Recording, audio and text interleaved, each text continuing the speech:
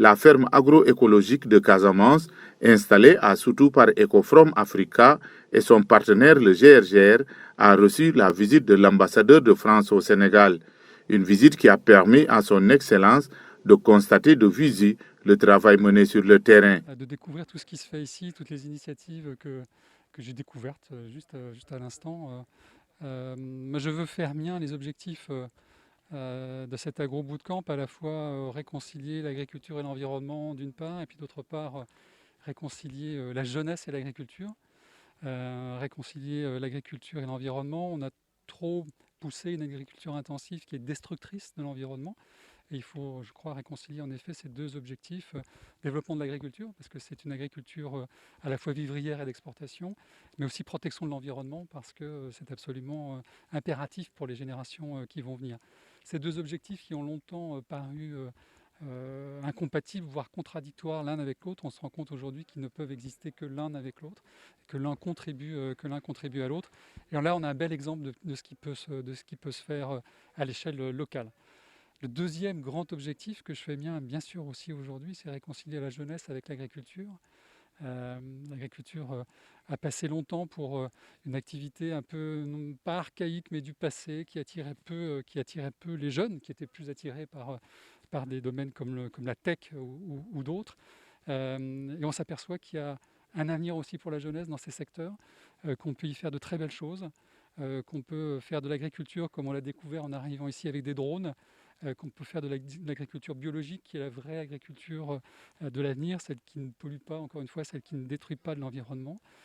C'est aussi une manière, je pense, et un message adressé à cette jeunesse qui est trop souvent tentée de s'expatrier dans de mauvaises conditions, de prendre des pirogues et trop souvent, malheureusement trop souvent d'y périr, de trouver ici les conditions pour vivre, pour travailler, pour fonder une famille, pour élever une famille, pour tout simplement être heureux ici, chez eux. On est en Casamance, mais je crois que le même raisonnement vaudrait pour non seulement beaucoup de régions du Sénégal, mais aussi pour beaucoup de régions du monde. Donc c'est ces deux objectifs que je suis venu voir ici, pratiqués concrètement par des gens qui sont des gens passionnés, qui vont former pendant une semaine très très intensive. C'est pour ça qu'on parle de bootcamp.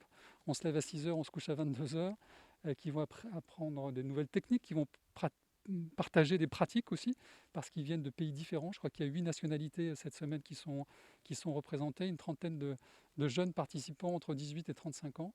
Et je crois que c'est une belle opportunité qui leur est offerte d'apprendre, de découvrir, de partager. Ils vont repartir avec tout ça en eux.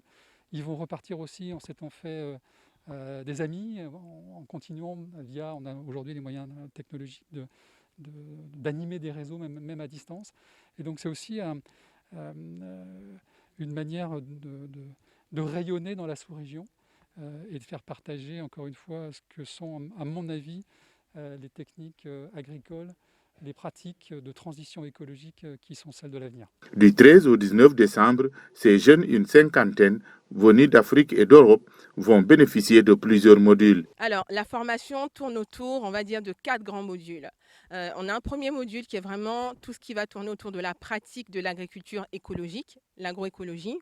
On a un deuxième module qui va traiter de l'entrepreneuriat, parce qu'aujourd'hui, c'est vrai qu'on met beaucoup d'efforts à produire des différentes cultures, mais si on n'arrive pas à les vendre, on est quand même dans les problèmes. Donc, on a vraiment aussi un module où on va former les jeunes pour qu'ils puissent vendre, trouver des marchés, faire du marketing de leur production.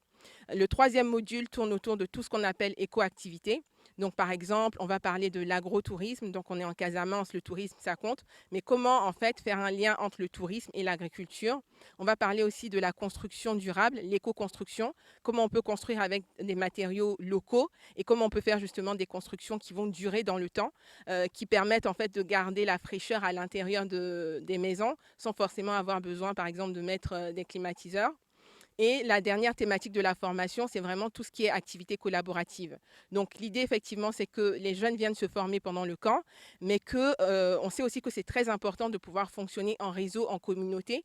Donc l'idée, c'est aussi de pouvoir resserrer les liens entre ces différents participants, de sorte que quand la formation se termine et qu'ils rentrent chez eux, ils puissent trouver d'autres personnes qui puissent les aider, qui puissent s'entraider, qui puissent aussi trouver des opportunités au sein de la communauté qu'on est en train de créer, par exemple, que les jeunes du Sénégal puissent se mettre en relation avec les jeunes du Burkina Faso ou du Mali pour développer ensemble des idées de business, des projets entrepreneuriaux ensemble. Pour les participants, l'impact est déjà réel.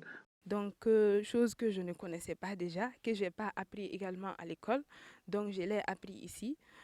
À travers les échanges aussi, j'ai compris plein de choses à travers mes camarades. Donc, je pense que ça a eu vraiment un impact. La visite a pris fin par la mise sous terre, de manière symbolique, de plusieurs arbres.